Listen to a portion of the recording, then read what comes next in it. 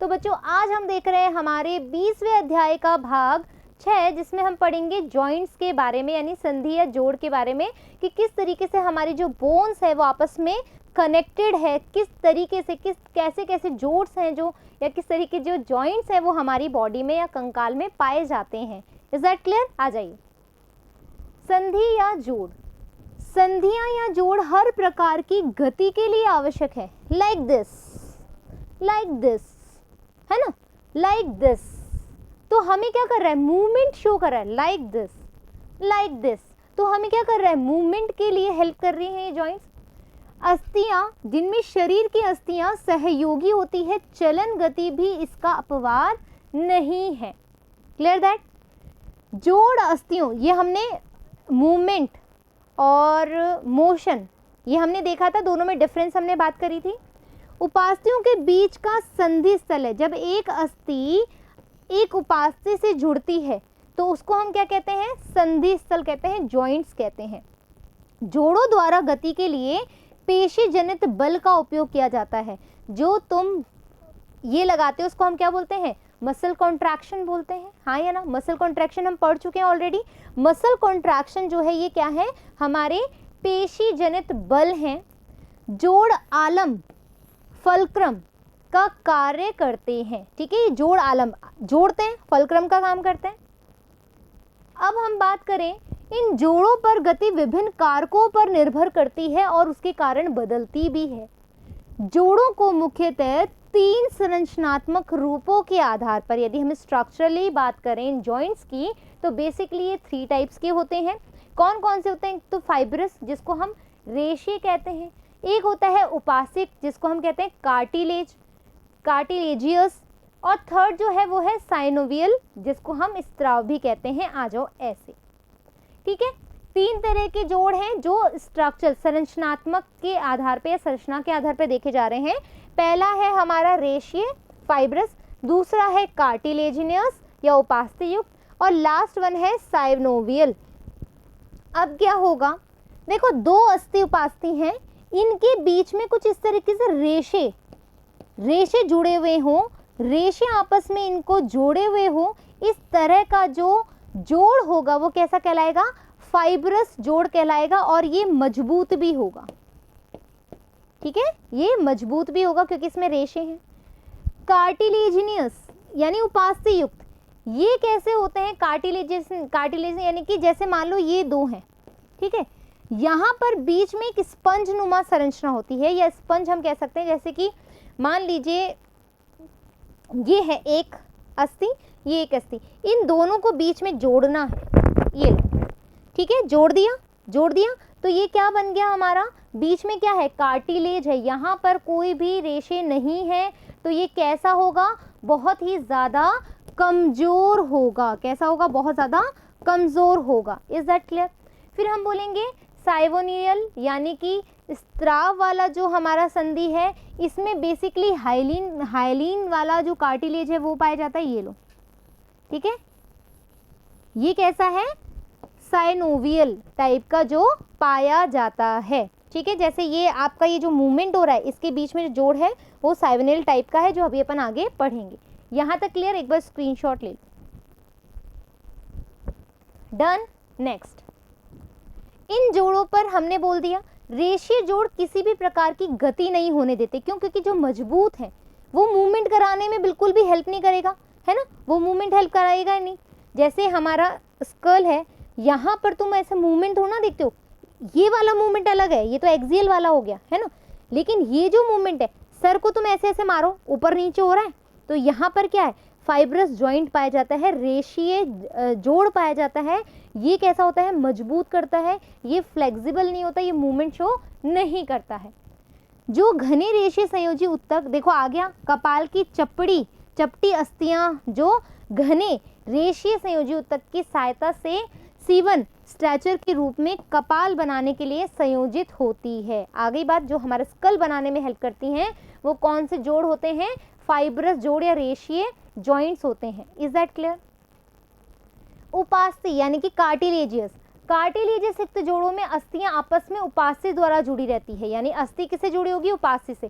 किसके द्वारा? कार्टिलेजियस के द्वारा। कशेरुक दंड में दो निकटवर्ती कशेरुकों के बीच इसी प्रकार के जोड़ सीमित गति होने देते हैं। आपने यदि लास्ट वाला मेरा वीडियो देखा होगा तो मैंने आपको बताया था कि जो स्टर्नम है, स्टर्नम से जो रिब जुड़ी हुई हैं वहां पर हाइलिन कार्टिलेज प्रेजेंट है। हाइलिन कार्टिलेज प्रेजेंट है जो इन पसलियों के एक निश्चित मूवमेंट को, निश्चित गति को दर्शाता है। Is that clear? साइनोवियल जोड़ों की विशेषता दो अस्थियों के बीच में, देखो आगे अलग अलग चीजें कैसी है। यहां पर हमने बोला कि ये बहुत ठोस है क्योंकि यहाँ पे रेशे हैं, तो ये मजबूत कपाली उसमें पाया जाएगा। ठीक है, कपाली संधि जोड़ है। उपास्थि में ये कमजोर है, क्यों? क्योंकि ये निश्चित देता है। उसका एग्जाम्पल हम कह सकते हैं रिब्स के अंदर। रिब्स किससे जुड़ी हो? जब स्टर्नम से जुड़ी हो। अब हम बोलेंगे जब दो बोन, ये बोन इस बोन से जुड़ी हुई होगी तो यहां पर किस तरह का जोड़ पाया जाएगा? साइनोवियल। कैसा जोड़ पाएगा? स्त्राव जोड़ पाया जाएगा, साइनोवियल जोड़ पाया जाएगा। Is that clear? आ गई बात समझ में? विशेष दो अस्थियों की संधियों की सतहों के बीच एक तरल स्त्राव है तो सिक्रीट करेगा। साइनोवियल गुहा की उपस्थित होते हैं, यानी कि इसमें जैसे मान लो ये एक बोन है, ये दूसरी बोन है, यहाँ पर हमारी एक गुहा पाई जाएगी और यहाँ पर एक स्त्राव होगा। ये गुहा जो होगी वो साइनोवियल गुहा कहलाएगी। इस तरह की व्यवस्था पर्याप्त गति संभव करती है। Like this. ठीक है, लाइक दिस। आ गई बात समझ में? तो ये क्या कर रही है? देखो हम आराम से मूव कर पा रहे हैं। यहाँ पर किस तरह का जोड़ होगा? साइनोवियल जोड़ होगा। आ जाओ, ये जोड़ चलन सहित कई तरह की गति में भी हेल्प करते हैं। कंदुक खलिका संधि, ठीक है, यूमरस और अंश मेखला, यानी कि जो हमारी ये पेक्टोरियल है ना, और ये जो यूमरस जुड़ी हुई है, जो पेक्टोरियल से हमारी यूमरस जुड़ी हुई है, उसमें जो जोड़ है वो कौन सा है? कंदुक खलिका संधि है। ठीक है, कैसा है? ग्लेनोन्यूमरल जॉइंट है। ठीक है, ग्लेनोन्यूमरल जॉइंट होता है, ग्लेनोन्यूमरल जॉइंट। फिर है कब्जा संधि। कब्जा संधि जो घुटने पर, जो घुटने को घुटने से जोड़े, ठीक है, मतलब घुटने की जो अस्थियां हैं उसको जोड़े, उस वाले जोड़ को हम कहते हैं कब्जा संधि। फिर है धुराग्र संधि, पाइवेट संधि। ये लो, घूम रहा है, ध्रुवण कर रहा है, तो ये कैसी संधि होगी? ध्रुवार, पाइवेट संधि। पाइवेट जॉइंट कहाँ पाया जाएगा? इस तरीके से, ये देखो यहां पर पाया जाएगा। हम आराम से मूव कर सकते हैं।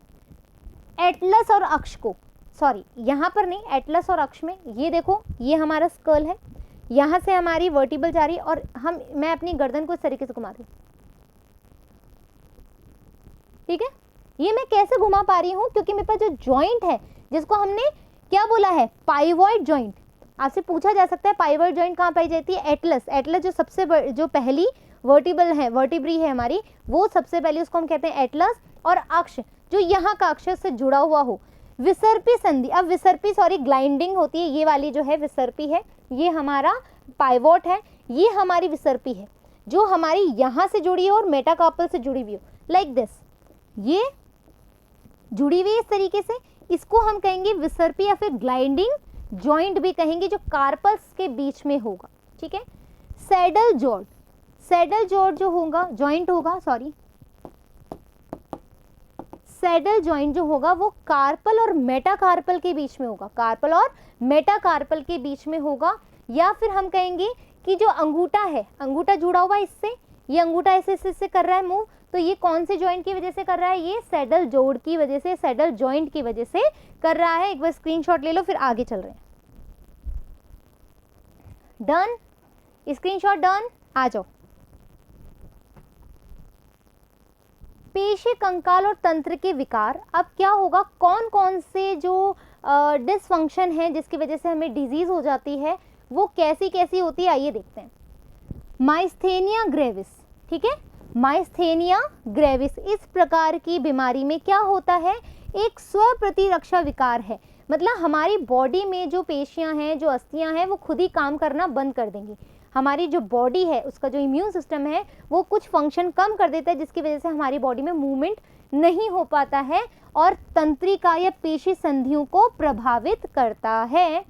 इससे कमजोरी और कंकाली पेशियों का पक्षघात होता है। जो हमारी जो जैसे कुछ लोगों की आपने देखा गिरते ही मतलब मसल जो है जो सॉरी बोन जो है वो टूट जाती है, हल्का सा कहीं टच हुए टूट जाती है। क्यों हो जाती है ऐसा? क्योंकि उनका जो इंटरनल स्ट्रक्चर है या जो हम कहेंगे जो उनका इम्यून सिस्टम है उसमें डिसफंक्शन होने की वजह से उनकी जो स्केलेटल सिस्टम है वो भी क्या हो जाता है, डिसफंक्शन करने लग जाता है और इजीली क्या होता है, बहुत ज़्यादा वीकेंड हो जाता है, वीकेस्ट हो जाता है।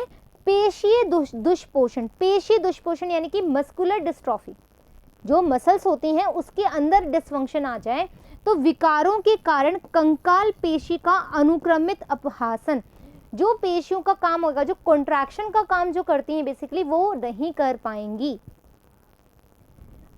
अपतानिका, अपतानिका यानी कि अपतन, पतन हो जाना। शरीर में कैल्शियम आयनों की कमी से पेशी में तीव्र ऐंठन आता है। आपको पता है हमारी बॉडी में कैल्शियम बहुत ज़रूरी है मूवमेंट के लिए, तो यदि हमारी बॉडी में जब कैल्शियम नहीं होता है तो क्या होता है कि वो हमारी बोन से निकल कर जाता है, ठीक है, बोन में भी हमारे कैल्शियम होता है बहुत सारा, वो कैल्शियम हमारी बोन से निकलता जाता है और बोन में क्या होने लगती है, ऐंठन होने लगती है। तो इस तरह को हम क्या बोलते हैं, संधि शोथ भी कहते हैं, आर्थराइटिस कहते हैं, जो जोड़ों का शोथ है, यानी हमारे जॉइंट्स वर्क नहीं कर पाते हैं और हमारे मतलब हमारी बॉडी में से हम ऐंठ जाते हैं, हमारी जो मसल्स हैं वो ऐंठ जाती हैं, ऐंठन आ जाता है उसमें। अस्थि शुष्किरता, ठीक है, ऑस्टियोपोरोसिस, यह उम्र संबंधित विकार है, एज के साथ में चेंजेस आते हैं जिसमें अस्थि के पदार्थों की कमी से अस्थि भंग की प्रबल संभावना होती है। एस्ट्रोजन स्तर की कमी इसका सामान्य कारक है। नीट में इंपॉर्टेंट है, क्या है, नीट के लिए ये इंपॉर्टेंट है।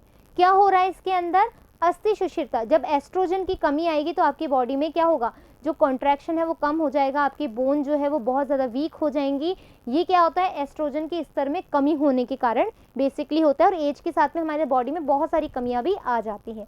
अब है लास्ट हमारा गाउट, जोड़ों में यूरिक अम्ल। यदि यूरिक एसिड हमारी जोड़ों में भर जाता है उसकी वजह से हमें जो बीमारी होती है उसको हम कहते हैं गाउट, ठीक है। तो क्या आंसर आएगा, यूरिक अम्ल के कणों की वजह से हमें जो बीमारी हो रही है वो क्या होगी, गाउट हो गया, जोड़ों की शोथ हो जाती है। तो इस तरीके से हमारा ये जो चैप्टर है वो फिनिश हो गया है। इसके बाद जो हमारा लास्ट जो पार्ट आएगा वो क्वेश्चन आंसर वाला आएगा। आशा करती हूँ कि इस चैप्टर को समझाने में मैं भली भांति पूर्ण रही होंगी और आपको ये पसंद भी आया होगा। जो भी कोई प्रॉब्लम आती है आप कमेंट बॉक्स में कमेंट कर सकते हैं। जल्दी मिलेंगे अपन इस चैप्टर के क्वेश्चन आंसर के साथ। जब तक धन्यवाद।